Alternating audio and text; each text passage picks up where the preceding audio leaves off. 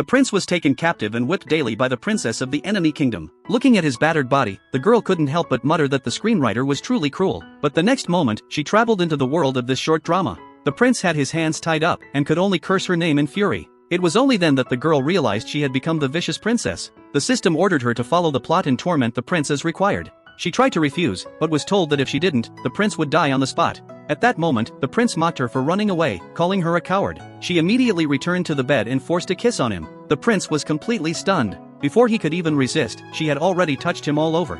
As she finished the task and prepared to leave, the prince broke free from the ropes. He grabbed her by the neck and threw her heavily onto the ground. For a moment, the girl was truly frightened. But then he passed out from his serious injuries. The system told her that the core mission was to kill the prince before he fully became a villain. Otherwise, as his #1 target of hatred, she would be the first he killed. The girl pulled out a hairpin and pointed it at his neck. However, she couldn't bring herself to do it. The system urged her not to miss the chance, saying the prince was unconscious and wouldn't fight back. Hearing this, she turned back, draped her cloak over him, and then left. The system flew into a furious rage. A while later, the prince woke up.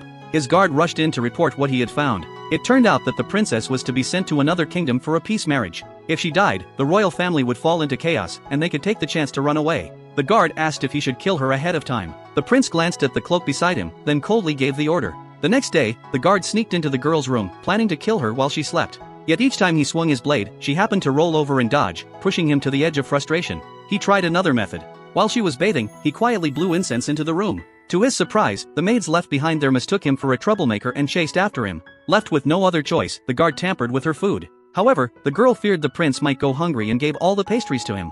After taking just one bite, the prince foamed at the mouth and collapsed into unconsciousness.